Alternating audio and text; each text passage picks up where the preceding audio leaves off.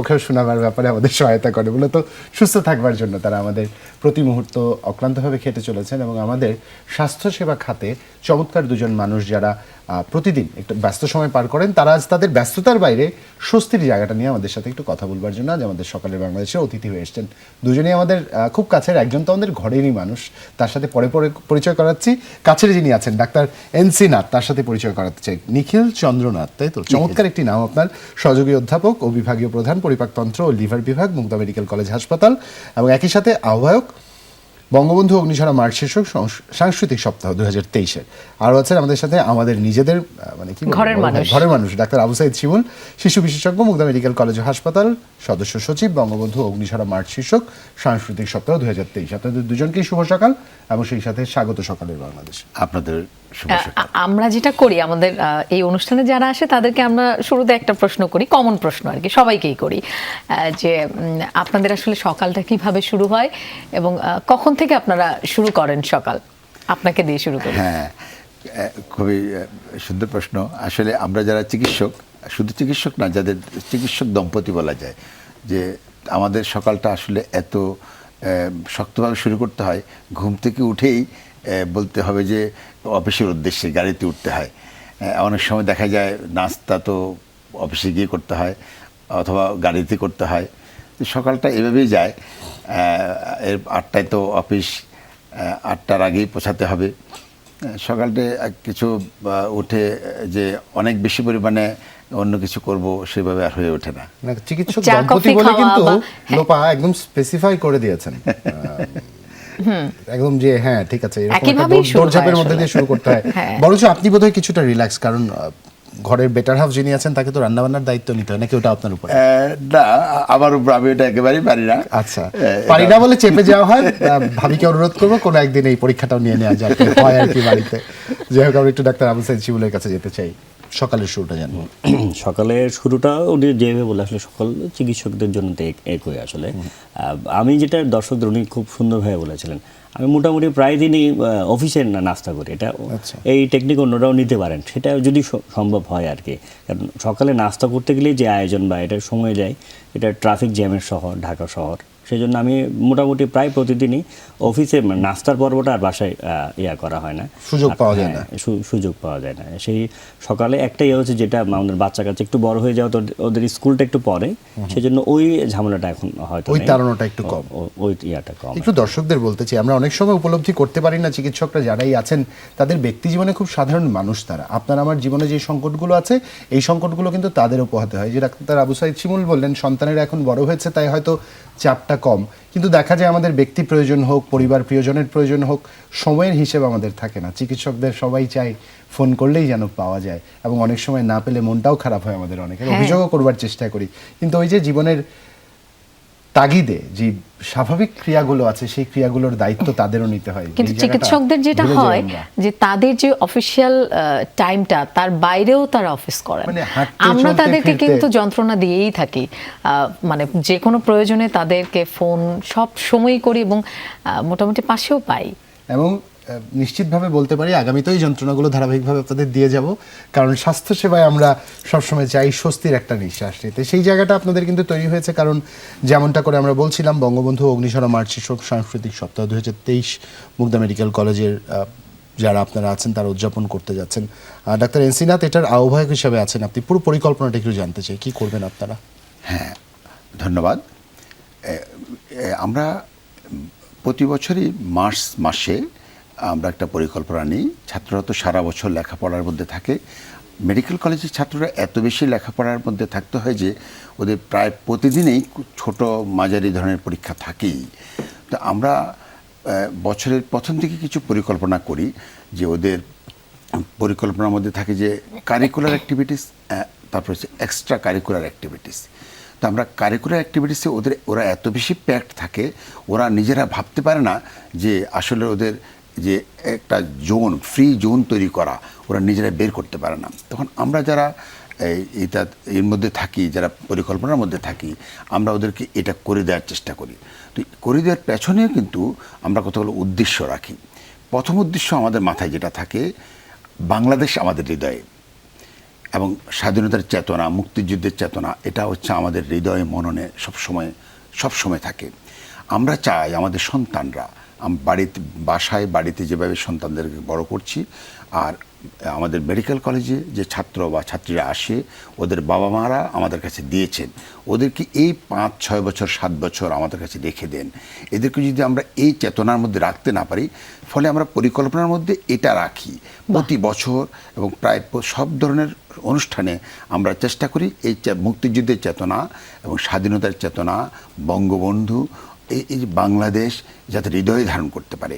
এর সাথে অবশ্যই আমরা তাদেরকে নিয়ে আসি, ওরা যাতে এই যে একটা লেখাপড়ার যে একটা প্যাক্ট অবস্থায় থাকে, এখান থেকে বেরিয়ে এসে ওরা যাতে একটা ফ্রি জোনে একটা নিঃশ্বাস ফেলতে পারে। এবং এটা আমরা মাঝে মাঝে করি। তো মার্চ মাসে আমরা সবসময় করি, তো গত 2 বছর আমরা করতে পারিনি, 2 বছর 3 বছর করতে পারিনি। এবং ছেলে মেয়েরা একেবারে নাবিশ্বাস অবস্থা। আমরা ওদেরকে বারবার বলছি যে আমরা সুন্দর অনুষ্ঠান করব, তো আমরা এবার এটা করতে পেরেছি, চেষ্টা করছি। আমাদের এই সপ্তাহে আমরা গত শনিবার ছিল আমাদের পূর্ব প্রস্তুতি পর্যন্ত, রোববার থেকে আনুষ্ঠানিকভাবে শুরু হয়েছে প্রতিযোগিতা। মজার ব্যাপার হচ্ছে যে আমাদের ছাত্রছাত্রীদের আগ্রহ, ওদের অংশগ্রহণ এত বেশি, আমাদেরকে হিট টেস্ট দিয়ে ওদেরকে বলছে তোমাদের 10 জন নেব, 15 জন নেব। এবং ওরা গত 2 দিন প্রতিযোগিতা হয়েছে, আজকে 3য় দিন প্রতিযোগিতা হবে, আগামীকাল ফাইনাল।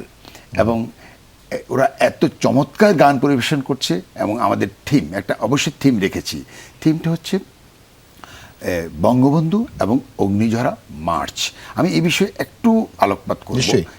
এই যে মার্চ মাস আমার যখন আসে না, আমার তখন মনটা কেমন জানি উতুল পাতুল হয়ে যায়। এবং আমি ছাত্রদের সাথে যখন ক্লাসে বলি, আমি প্রথমে যখন ক্লাস নিতে যাই, আমি একটা স্লাইড থাকে আমার বাংলায় সবসময়, বাংলায় আমি, এবং একটা স্লাইড বাংলাতে বলবো। যদিও আমাদের লেখাপড়া ইংলিশ মিডিয়াম এবং আমাদের বাচ্চা কাচ্চারা চমৎকার ইংরেজি পারে, আমি বলবো আমাদের থেকে ভালো পারে, কারণ আমরা তো আরও 35 বছর আগের, ওরা 35 বছর পরে যে মিডিয়া ওদেরকে ভালো ইংরেজি শিখিয়ে দিয়েছে।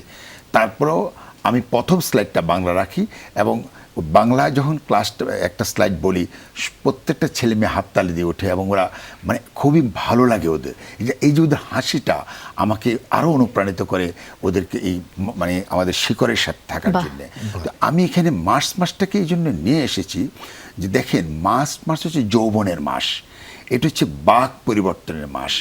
আমাদের যখন দেখুন 1971 সালে, এটা ঘটনাপ্রবাহ ঐতিহাসিকভাবে আমি যাব না, কিন্তু এই যে মার্চ মাসটা তো আমাদের দেখেন কি হলো, 1 মার্চ থেকে শুরু করে 3রা মার্চ, 7 মার্চ, 17 মার্চ, 26 মার্চ, এই মাসে কী হয়েছিল? এই মাসে দেখুন অন্ধকারের মধ্যে 224 বছরের পরাধীনতা, আমাদের ঔপনিবেশিক পরাধীনতা, পাকিস্তানি শোষণ শাসনের পরাধীনতা। ওই সময়ে কি হলো, একটা অগ্নিস্ফুলিঙ্গ জন্মগ্রহণ করলো 17 মার্চ। যদিও এটা 1971, এখন আমরা 2023 সালটা শুধু ভিন্ন, কিন্তু এই মাসেই জন্মগ্রহণ করেছিল, একটা ফুটে উঠেছিল একটা অগ্নিস্ফুলিঙ্গ, আগ্নেয়গিরি হয়ে অগ্নি দিয়ে অন্ধকারকে আপনার ঢেকে দিয়েছিল। তিনি হচ্ছেন জাতির জনক বঙ্গবন্ধু শেখ মুজিবুর রহমান।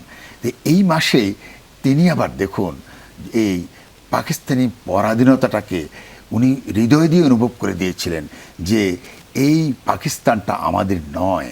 উনি বহু আগে থেকে বুঝে গিয়েছিলেন। উনি শুধু তখন সময়ের অপেক্ষায় ছিলেন, এবং সময় এসে গিয়েছিল 1971 সালের মার্চ মাসে।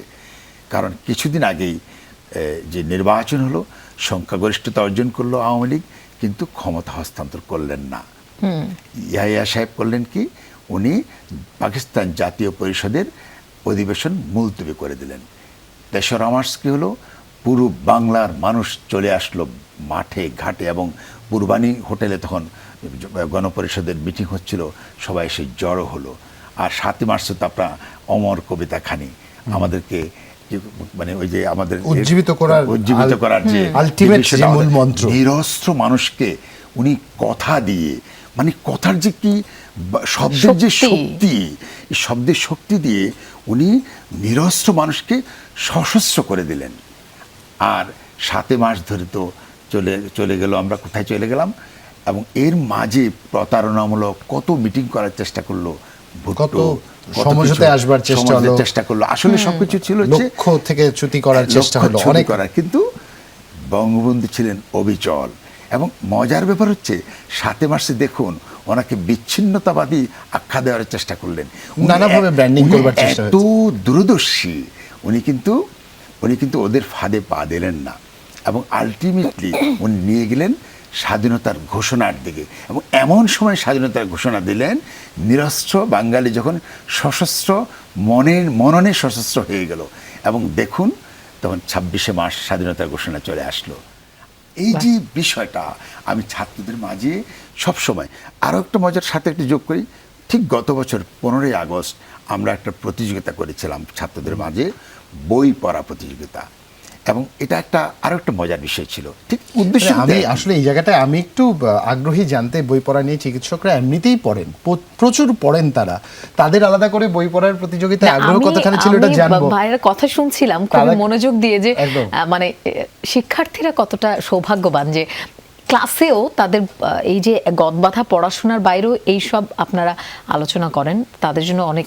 তুমি এভাবে বলছো, আমি তো আগ্রহী জানতে তারা পড়তে কতখানি আগ্রহী, প্রচুর পড়তে আসবো এই বিষয়টা নিয়ে আপনার কাছে। তবে ডাক্তার আবু সাইদ শিমুল, যে প্রসঙ্গটি শুনছিলাম আমরা, বঙ্গবন্ধু অগ্নিশরা মার্চ, এই যে মূল মন্ত্রকে কেন্দ্র করে আপনারা সাংস্কৃতিক একটা সপ্তাহ উদযাপন করছেন, তরুণ যে চিকিৎসকরা যারা এখন ওই প্রক্রিয়ার মধ্যে দিয়ে যাচ্ছেন, একটা মোল্ডিং এর মধ্যে দিয়ে যাচ্ছেন, একটা শেপের মধ্যে দিয়ে যাচ্ছেন, কতখানি আগ্রহী বা আগ্রহ কতখানি দেখেছেন তাদের মধ্যে?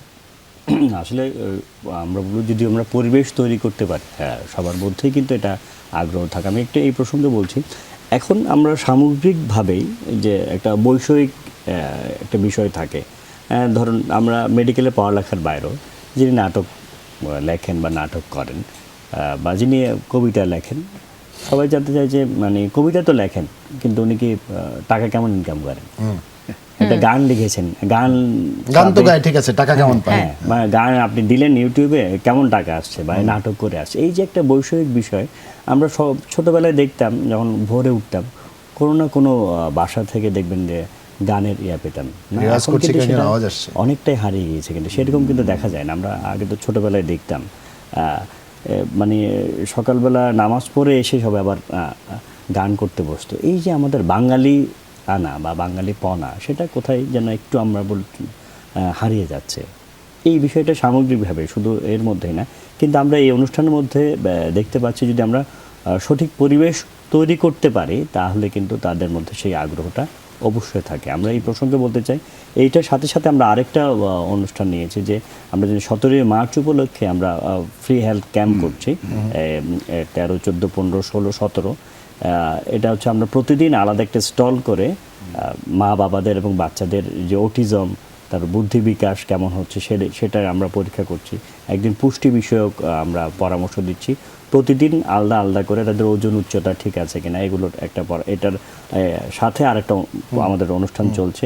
সেই সাথে আমরা 16 তারিখ একটা ইউনিক প্রোগ্রাম করছি, যারা ছোট শিশুরা ভর্তি যারা রোগী রয়েছেন তাদেরকে দিয়ে আমরা চিত্রাঙ্কন প্রতিযোগিতা করছি এবং পুরস্কার, এবং এটা করেছি যারা অংশগ্রহণ পেশেন্ট যারা আছেন তারা। এটা খুবই ভালো লাগলো। এই বিষয়টা আমরা বোধহয় ডাক্তার আবু সাইদ শিমুলকে বিস্তারিত আপনার কাছ থেকে শুনবো, কারণ এই শিশুদের সাথে কেন্দ্র করে আপনার জীবনের একটা বিশাল অংশ প্রতিদিন কাটে, তাদেরকে নিয়ে যেহেতু এভাবে ভাবা হয়েছে, প্রসঙ্গটি জানো। তবে তারা একটা বিরতির সময়। জুবাইর, আমি একটা কথা বলি, আমার কিন্তু কিছুক্ষণের জন্য মনে হচ্ছিল না যে চিকিৎসকের সাথে কথা বলছি। না, আমার একবারও মানে হ্যাঁ, সত্যি কথা, আপনারা কথাও খুব সুন্দর করে বলেন। আমরা এই চিকিৎসকটা আমরা ডাক্তারদের ছাত্রদেরকে এইভাবে রাখতে চাই, মানে একেবারে ওই মানে আমি সবসময় বলি যে you must come to the level of the patient. আমরা আবারও আসবো, একটা ছোট্ট বিরতি আগে একটু নিয়ে আসি। ছোট্ট একটা বিরতির পরে ফিরছি, সাথেই থাকুন। বিরতির পর আরো একবার স্বাগত, দেখছেন সকালের বাংলাদেশ। জুলহা জুবাইর আপনাদের সাথে আছে, লোপা আপনাদের সাথে আছে, আর আমাদের সাথে দুজন অতিথি আছেন, তাদের সাথে আমরা কথা বলছিলাম। ডাক্তার এনসিনাথ, সহযোগী অধ্যাপক এবং বিভাগীয় প্রধান পরিপাকতন্ত্র ও লিভার বিভাগ, মুগদা মেডিকেল কলেজ হাসপাতাল, আহ্বায়ক বঙ্গবন্ধু ও অগ্নিঝরা মার্চ শীর্ষক সাংস্কৃতিক সপ্তাহ 2023 এবং আরও আছেন আমাদের, বারবারই বলছি ঘরের মানুষ, কারণ তাকে আমরা আমাদের অনুষ্ঠানে পাই সবসময়ই, ডাক্তার আবু সাইদ শিমুল, শিশু বিশেষজ্ঞ, মুগদা মেডিকেল কলেজ ও হাসপাতাল, এবং একই সাথে সদস্য সচিব, বঙ্গবন্ধু অগ্নিঝরা মার্চ শীর্ষক সাংস্কৃতিক সপ্তাহ 2023। ডাক্তার আবু সাইদ শিমুল, যে জায়গাটা আসলে আপনাকে থামিয়েছিলাম, শিশুদের নিয়ে আপনার দিনের একটা বড় অংশ কাটে, শিশু বিশেষজ্ঞ হিসেবে আপনি দায়িত্ব পালন করছেন, এবং সেই শিশুদের জন্য চিত্রাঙ্কন প্রতিযোগিতা নিশ্চয়ই চমৎকার কিছু, এবং যারা হাসপাতালে ভর্তি শিশু আছেন তাদেরকে নিয়ে এটা খুবই ভালো একটা উদ্যোগ। আমাদের ইয়া করছে যে কল্পনা করেন যে হাতে কেননা সে বসে বসে আঁকছে তার মনের মতো করে, তাদের আমরা কোনো থিম দিই, সে তার ইচ্ছা মতো আঁকুক। হ্যাঁ, এবং আমরা যেটা করেছি, যারাই অংশগ্রহণ করবে তাদের জন্য পুরস্কার রেখেছি, যে ফার্স্ট সেকেন্ড থার্ড ওভাবে না করে তাহলে তাদের জন্য একটা উৎসাহিত হবে, এবং ইনস্ট্রুমেন্ট এবং পেন্সিল বক্স, যে কালার বক্স, সেটাও সবাইকে দিয়ে দেওয়া হবে আলাদা আলাদা, সবার জন্য আমরা কেনার ব্যবস্থা করেছি। এবং যখন ওটা চলবে এই চিত্রাঙ্কন প্রতিযোগিতা, তখন ভিডিও দেওয়া হবে যে আমাদের বঙ্গবন্ধু এবং যে ইতিহাস, এবং দুজনকে আমরা রাখবো যেটা বাংলাদেশের ইতিহাস সম্পর্কে বলবেন 5 মিনিট করে, তাহলে ও দুটো হয়ে যাবে। একটা তো হচ্ছে তার মনের আনন্দে তো আঁকলোই, সাথে সাথে বাংলাদেশের ইতিহাস সম্পর্কে জানবে। আর আমরা এর পরের দিন 17 মার্চ প্রতি বছর যেটা করি, সকল ভর্তি রোগী, এবং দেখা যাচ্ছে ছোট একটা শিশু ভর্তি হয়েছে, তার সাথে তো আসলে আর থাকেই তার ছোট ভাই থাকে, এবং সকলকে আমরা কিন্তু ওদিন গিফট দিই, একটা চকলেট, একটা বেলুন এবং একটা খেলনা। মেয়ে থাকতে একটা পুতুল দেওয়া হয়, ছেলেদের একটা গাড়ি বা এমন কিছু দেওয়া হয়। এটা আমরা বিগত কয়েক বছর ধরে দিচ্ছি, সবাইকে দেওয়া হয় যারা যারা ভর্তি থাকে সব। ভাগ্যিস আমি ছোটবেলায় এই গল্পটা জানতাম না, আমার ছোটবেলায় এরকম কোনো কিছু খোঁজ আমি পাইনি। বছরের ওই সময়টা যে কি করে হাসপাতাল যে ভীতিকর জায়গা ছোট বাচ্চাদের জন্য, ওই পরিবেশটা কিন্তু পরিবর্তন হয়ে তাহলে তারা কিন্তু একটা আনন্দ পাচ্ছে। তাদের যে আনন্দের খোঁজে আমি প্রতি বছর ওই সময়টা যে কোনো উপায়ে ভর্তি হওয়ার একটা প্রয়াস অবশ্যই খেলনা নেওয়ার জন্য। ডাক্তার আবু সাইদ শিমুল, সেক্ষেত্রে বাবা মা যারা থাকেন এই শিশু সন্তানদের অ্যাটেন্ডেন্ট, তাদের রিয়াকশন কেমন দেখেছেন, তাদের অভিব্যক্তি কি? যেমন ওই যে বললাম, আমরা প্রথম যেটা করতাম, আমাদের হিসাব থাকে যে আমাদের 80টা বাচ্চা ভর্তি আছে, তাদেরকে দিতাম, কিন্তু দেখলাম যে মা বাবারা বলছে আমার তো আরো বাচ্চা আছে তাদের। হ্যাঁ, তখন গত বছর থেকে আমরা বললাম যে না, যদি আমাদের 80টা থাকে, মিনিমাম 120-30টা, মানে বেশি অ্যাটেন্ডেন্টদের জন্য আসলে থাকতে হয়। তাদের মধ্যে আমি সকাল থেকে ব্যাপক উৎসাহ উদ্দীপনা থাকে, এবং আমরা বেশ বড় একটা কেক কাটি, এবং কেকটাও পুরোটাই বাচ্চাদের দিয়ে দেওয়া হয়। বড়রা কেউ সেই কেক কাটার পর আর কেউ ভাগ পায় না আর কি তার। চমৎকার লোপা, বসে ফিরে যেতে পারলে ভালোই হবে। না, সত্যি আপনাদের এই আয়োজনটা সম্পর্কে শুনে খুবই ভালো লাগলো। অবশ্যই শুভকামনা যাতে আয়োজনটা খুব সুন্দরভাবে মানে অনুষ্ঠিত হয়, প্রতি বছরের মতো সফলভাবে এবারও সম্পূর্ণ হয়। আর আমরা মূল আয়োজনে আসতে চাই।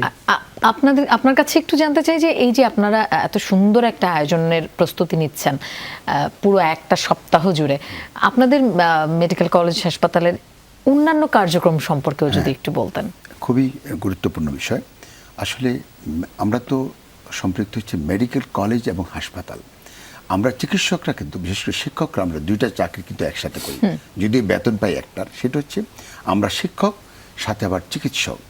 অর্থাৎ আমাদের এখানে শিক্ষক মানে আমাদের শিক্ষাদান চলমান, এবং এখানে মেডিকেল শিক্ষা, এখানে কোনো ব্যাঘাত ঘটা যাবে না। এদের প্রথম থেকে আমি বলেছিলাম যে বছরের প্রথমেই একেবারে দিনক্ষণ পর্যন্ত ঠিক করা আছে, কোন দিন সকাল 10টায় কোন পরীক্ষাটা হবে। একটু এদিক সেদিক করার সুযোগ নাই, কারণ একটা পরীক্ষা যদি সে এখানে ঝামেলা করে বা একটা ক্লাস মিস করে, সে এটা কিন্তু আর পাচ্ছে না। এবং তাকে সুস্থ থাকার বিষয়, একজন ছাত্র শিক্ষক সুস্থ থাকার বিষয় আছে। অর্থাৎ কারিকুলার অ্যাক্টিভিটিস একটু আমরা হ্যাম্পার করব না। এই যে আমি বললাম অনেকগুলো আমরা কাজ করছি, এখানে কিন্তু সে 11টা পর্যন্ত ক্লাস করবে। ক্লাস করে গিয়ে 11টা থেকে 2টা আমরা 4 দিনের জন্য ক্লাস অফ করেছি, আর আগামীকাল সারাদিন ক্লাস অফ করেছি। এটা আমাদের পরিকল্পনার অংশ।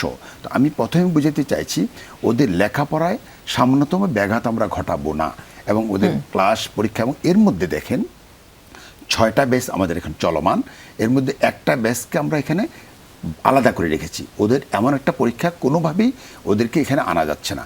তোমাদেরকে বলেছি আগামীকাল 15 তারিখ তোমরা জয়েন করবে আমাদের প্রোগ্রামে। এই 3 দিন ওরা পরীক্ষা দিচ্ছে, কিন্তু একটা ব্যাচকে কিন্তু আলাদা করে রেখে দিয়েছি। ওরা ডিপ্রাইভ বলতে পারেন, বঞ্চিত ওরা, ওদের জন্য আমাদের দুঃখ হয়, ওদের সাথে আমরা সমবেদনা জানিয়েছি। আর আপনি আরেকটা যেটা বলেছেন, সেবা, আসলে একসাথে তো আমি যেটা বললাম, প্রথমে আমরা শিক্ষক, তারপর আবার চিকিৎসক, আমাদের হাসপাতালে চলে আসি আমরা। এখানে কিন্তু আমাদের ছাত্র স্টেক হোল্ডার কারা? ছাত্র কিন্তু একটা স্টেক হোল্ডার, আসল স্টেক হোল্ডার। অর্থাৎ আমাদেরকে ওদের শেখাতে হবে, হাতে কলমে শেখাতে হবে এবং পেশেন্টের সাথে শেখাতে হবে।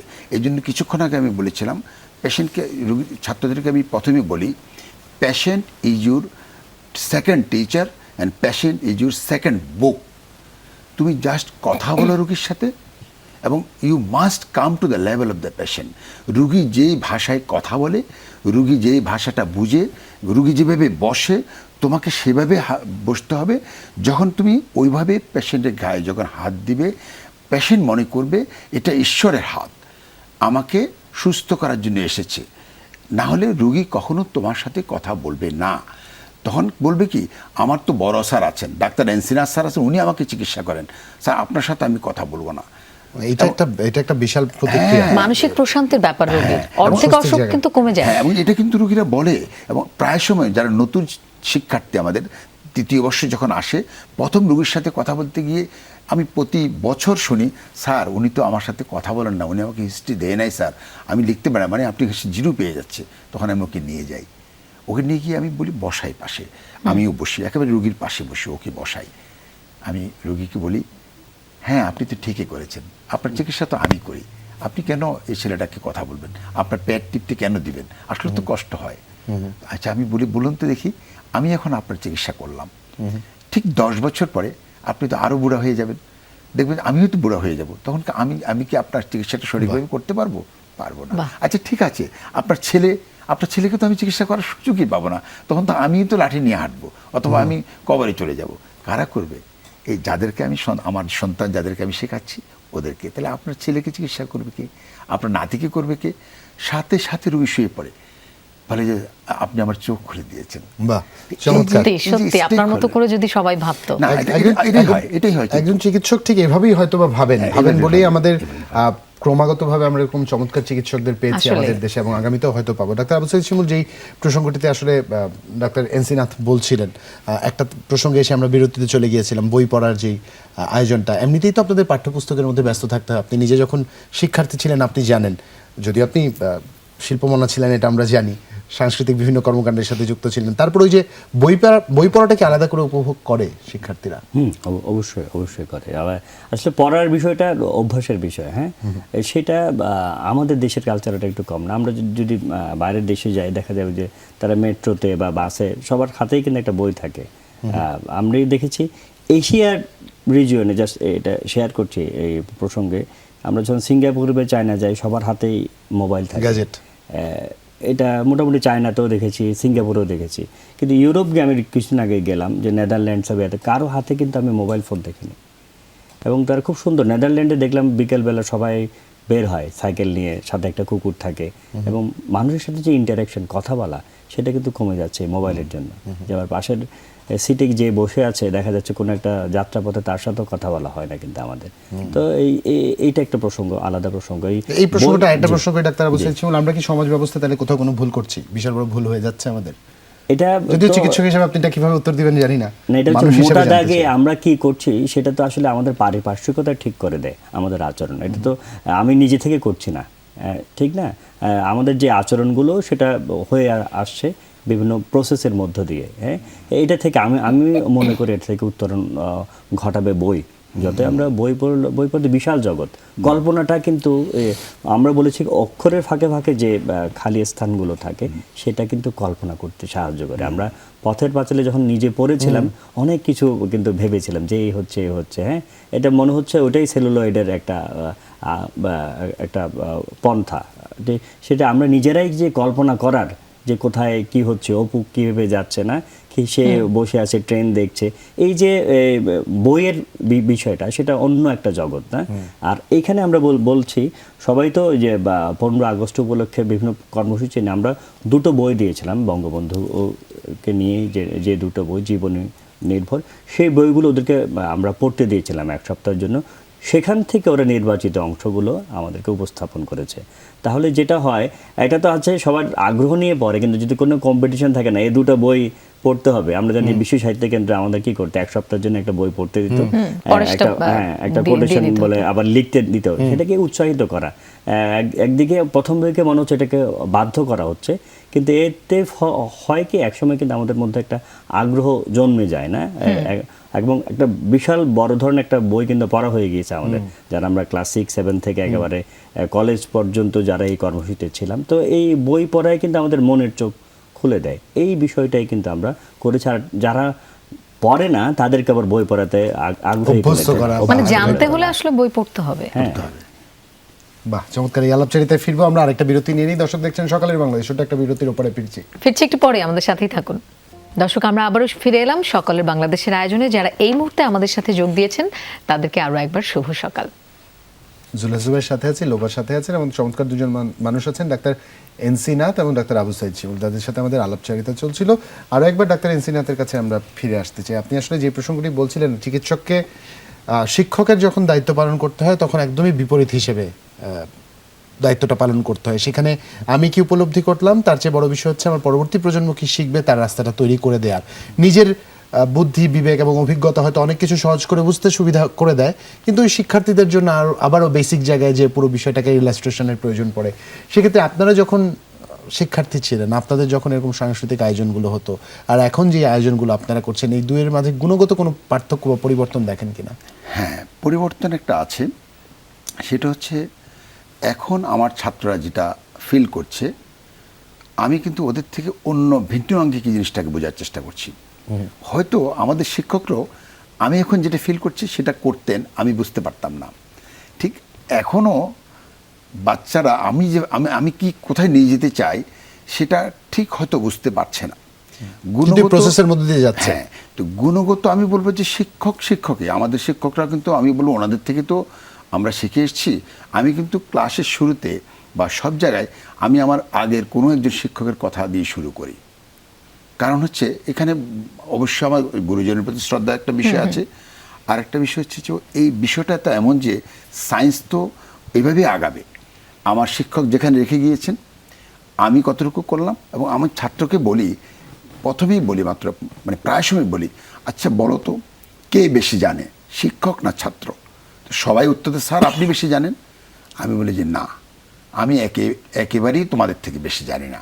হয়তো আমি কিছু তথ্য জানি, কিন্তু আমি তোমার মধ্যে থেকে আমি কিছু তথ্য এখানে হয়তো বলবো, কিন্তু আমি এমন কিছু কথা বলবো তোমাকে উজ্জীবিত করে দেবো, তুমি যাতে কল্পনা করতে পারো, ওই কল্পনা দিয়ে যাতে তুমি আমার থেকে বেশি জানতে পারো। যেটা বলেছেন আগের সাথে এখন গুণগত পার্থক্য আমি বলবো না, আসলে আমি বলবো যে আমার শিক্ষক থেকে তো আমরা উত্তরাধিকারী পেয়েছি, তবে কিছু মিডিয়ার কারণে, পারিপার্শ্বিক কারণে আমরা হয়তো কিছুটা পরিবর্তিতভাবে উপস্থাপন করছি। আবার কিছু বলবো যে পিছিয়ে হয়ে গেছে, যেটা বললো যে আমরা মোবাইল মানে ডিভাইস আমাদের কিছুটা পিছিয়ে দিয়েছে। এই জন্য আমি আমার এই জিনিসটা খুব ভালো লেগেছে। আমি 2009 সালে যখন আমি লন্ডন যাই, আমার কাছে খুব অবাক লেগেছে, প্রত্যেকটা মানুষের হাতে ছোট ছোট বই পকেটের মধ্যে। ইংরেজরা জোরে কথা বলে না, এই গুণটা ওরা একটু না কুচু, কিন্তু এইটা তো ভালো লেগেছে, জোরে কথা বলে না, আমরা জোরে জোরে কথা বলছি, এবং আমাদের হাতে তখনও মোবাইল ফোন। ওরা দেখেছে প্রত্যেকের হাতে বই, একজনও মোবাইল ফোন বের করেনি। আর এই যে বললেন না বই পড়া প্রতিযোগিতা, এটা শিমুল অনেকটা বলে দিয়েছে। আমরা ওটা চ্যালেঞ্জ হিসেবে বই পড়া প্রতিযোগিতা, আপনারা বলতে পারেন যে কুইজ না, আমরা কুইজ নিই নাই তো। আমাদের উদ্দেশ্যটা কেমন ছিল জানেন? আমাদের 400 জন ছাত্র, হয়তো সবাই পড়বে না, কেউ ফাঁকিও দিবে, আসলে তো সবাই পড়তে চায় না। শিক্ষকদের মধ্যেও তো অনেকে পড়ে নাই। আমরা 2টা বই সিলেক্ট করেছি, একটা নাম হচ্ছে বঙ্গবন্ধুর অসমাপ্ত আত্মজীবনী। বইটা আমি বহুবার পড়েছি, মনে হয় যে একজন মানুষ কিভাবে ভাবতে পারে, বিশ্বাস যদি না থাকে, হৃদয়ে যদি না থাকে, এভাবে কখনো ভাবতে পারে না। মানে নিজের হাতে কী করলেন উনি। তারপরে কারাগারের রোজনামচা, এই 2টা বই আমরা পড়ার পরে আমার মনে হলো যেন সবাই একটু জানা উচিত। যারা শিক্ষকরা পড়েনি, শিক্ষকরা সবাই ছিলেন, 450 শিক্ষক চিকিৎসক, ছাত্ররা ছিলেন সবাই। আমি ছাত্রদেরকে কী করলাম জানেন? 2টা বইকে 20 ভাগ করে দিলাম। পুরো বই পড়ছে সবাই, প্রত্যেকটা আলাদা আলাদা সেগমেন্ট হয়ে গেল, এবং 3 মিনিট করে উপস্থাপন করলো। তখন সবাই আমাকে কি বললো, তুমি এটা কি করলা? মানে পরোক্ষভাবে সবাইকে বই দুটো পুরো বই। পড়াই ছাড়লাম। এবং যে জিনিসটা হলো তাদের মধ্যে ওই আমার শিমুল সুন্দর কথা বলেছে, 2 অক্ষরের মাঝে যে গ্যাপ আছে এখানে তোমাকে কল্পনা করে নিয়ে কল্পনার যাবে। জন্য। আসলে তাই, আমি তো তথ্য দিয়ে একটা ছাত্রকে কতটুকু শেখাতে পারবো। মেডিকেল সায়েন্স তো বিশাল। আর আপনি যেটা বলছেন সাহিত্য, এই যে আমরা যে আমাদের তো সাংস্কৃতিক সপ্তাহ বা সাহিত্য সপ্তাহ যেটাই বলেন না কেন, আমরা যদি মনে করি যে আমরা মেডিকেল সায়েন্সের ছাত্র, এটা আমাদের দরকার নাই, পুরো ভুল কথা বলছে। সংস্কৃতি সাহিত্যের মানুষরাই তো কল্পনা করে ভাববে। আমি মজার ব্যাপার একটা কথা বলি যে দেখো 20 বছর পরে মেডিকেল সায়েন্স এভাবে থাকবে না। তো আমাকে বলে স্যার কীভাবে থাকবে? এই কিচ্ছু থাকবে না। আসি বলবে sir this is my genetic code, patient এসে বলবে একটা কার্ড দিবে, এখন যেরকম মোটামুটি আমরা সবাই রোবোটিক হয়ে যাবো আর কি। এনআইডি কার্ড, এখন যেমন এনআইডি কার্ড আছে আর একটা কার্ড থাকবে বা এনআইডি কার্ডের মধ্যে লেখা থাকবে this is my genetic code. Sir তাই তো আমরা একটা সায়েন্স ফিকশন পড়েছিলাম, ক্লাসের মধ্যে আমাকে বলেছে স্যার এরকম ছিল। তো হ্যাঁ সায়েন্স ফিকশন, উনি তো তোমার মতো মানুষ, উনি ভেবেছিলেন, মানে পড়েছে জন্যই আসলে তার মাথায় এই মাথায় প্রশ্নটা এসেছে। আসছে। আমি হ্যাঁ। ভাবছি তুমি সায়েন্টিস্ট হবা, দেখবে যে এই জেনেটিক কোডটা তুমি আবিষ্কার করবা। জেনেটিক কোড কেমন? এই যে আমরা 4 জন আছি, আমাদের প্রত্যেকের আলাদা জেনেটিক কোড। না আমি আচ্ছা। আমি আমি শুনেই আমি কিছুটা ভীত। শিমুল আমরা আরো ভাইয়ের আবেগে কাছে থাকতে আমার চাই। একটা হ্যাঁ, জিনিস আমরা আরো খুবই একটু জানার ইচ্ছা সাধারণ জুবায়ের। মানুষের মতো থাকতে চাই। শিমুল ভাই একদম আপনি শেষ একটু পর্যায়ে বলবেন আছেন। যে মানে মানে এই যে আমরা বলছিলাম যে চিকিৎসক যদি একটু হাসি মুখে কথা বলে তাহলে কিন্তু রোগীর অর্ধেক অসুখ কমে যায়। হ্যাঁ, তো সেই জায়গায় বলবো যে আমাদের তো জনসংখ্যা অনেক বেশি, সেই তুলনায় কিন্তু চিকিৎসক সেই পরিমাণে নাই। একজন ডাক্তারকে কিন্তু অনেকগুলো রোগী দেখতে হয়, তো শেষ পর্যন্ত ডাক্তার এই ধৈর্যটা যে রাখে, এই চ্যালেঞ্জটা মানে নিজেকে কিভাবে একজন ডাক্তার তাহলে মানে কি মূল কথা হচ্ছে কি করে লাইফটাকে ব্যালেন্স করা। হ্যাঁ ব্যালেন্স করেন কিভাবে আপনারা? তার আগে আমি আসলে বলতে চাই, কৈফিয়ত হোক বা মূল ফ্যাক্ট যেটা আসলে ডাক্তার সমাজের বাইরের কেউ না। আমাদের সমাজটাকে সে আগের মতো রয়েছে কিনা, আমরা যখন একটা ব্যাংকে যাই বা অন্য কোথাও যাই বা পারিপার্শ্বিক যে মানুষগুলো তাদের আচার আচরণ যেরকম হবে, একজন চিকিৎসকের আচার আচরণও এর চেয়ে আসলে খুব বেশি ভিন্ন না, কারণ সে তো সমাজেরই অংশ। এবং এইটা একটা বিষয় যে মেডিকেল শিক্ষার মধ্যে আমরা এই ধরনের কালচারাল প্রোগ্রাম আয়োজন করছি, কিন্তু এখানের মধ্যে তো এমন কোনো কিছু করে ফেলা হয়নি যে সে যে ব্যাকগ্রাউন্ড থেকে এসেছে তার থেকে ভিন্ন হবে। সুতরাং পেশা হিসেবে আসলে না যে সাংবাদিকরা এরকম, ওরা তেমন, বা ইঞ্জিনিয়ার এরকম, আসলে করা যাবে না। পেশা আসলে তো মানুষের আচরণ ঠিক করে দেয় না, তার পারিপার্শ্বিকতা, তার বেড়ে ওঠা, তার পারিবারিক ব্যাকগ্রাউন্ড এবং সেই সাহিত্য সাংস্কৃতিক বিষয়গুলিতে কতটুকু জড়িত ছিল, এটা কিন্তু আমাদের আচরণের অনেকখানি আমি বলবো নির্ভর করে। হ্যাঁ, এরপরে যেটা বললেন যে হ্যাঁ এতটুকু সময় ম্যানেজমেন্ট করা কিন্তু খুব আমি বলবো একটু ডিফিকাল্ট। অনেকেই বলেছেন যে আমাদের অনেক রোগী বিদেশে চলে যায়, আমি বলি তাহলে বাংলাদেশের কোনো হাসপাতালকে খালি পড়ে আছে নাকি? সুতরাং এই বিষয়গুলো আমি বলবো একটু টাফ। আমি মনে করি চেষ্টা করলে যে কোনো চিকিৎসক এটা করতে পারেন এবং এটা করা সম্ভব। বাহ, অসংখ্য ধন্যবাদ আপনাদের দুজনকে আমাদের চমৎকারভাবে সময় দেওয়ার জন্য। একদম শেষ প্রান্তে চলে এসেছি, কখন 1 ঘন্টা আমাদের পেরিয়ে গেছে আমরা কেউ কিছু টের পাইনি। তবে মুগদা মেডিকেল কলেজে যে শিক্ষার্থী এবং শিক্ষকেরা আছেন, শুধু শিক্ষার্থী না, শিক্ষকদের জন্য একটা বিশাল নিঃশ্বাস নেওয়ার জায়গা এটি, কারণ বঙ্গবন্ধু অগ্নিঝরা মাঠ শীর্ষক সাংস্কৃতিক সপ্তাহ 2023 আপনাদের চলছে। শুভকামনা যারা ফাইনালে পার্টিসিপেট করবেন, মুগ্ধ করবেন আমাদের, তাদের সবার জন্য। আর আজকের মতো এখানেই বিদায় নিব আমরা। ভালো থাকবেন আপনাদের দুজনকে ধন্যবাদ আমাদের সকালে বাংলাদেশে আসার জন্য। দর্শক সবাই ভালো থাকবেন, সুস্থ থাকবেন। আজকের মতো বিদায় নিচ্ছি, আবারও সবাইকে শুভ সকাল। শুভ সকাল।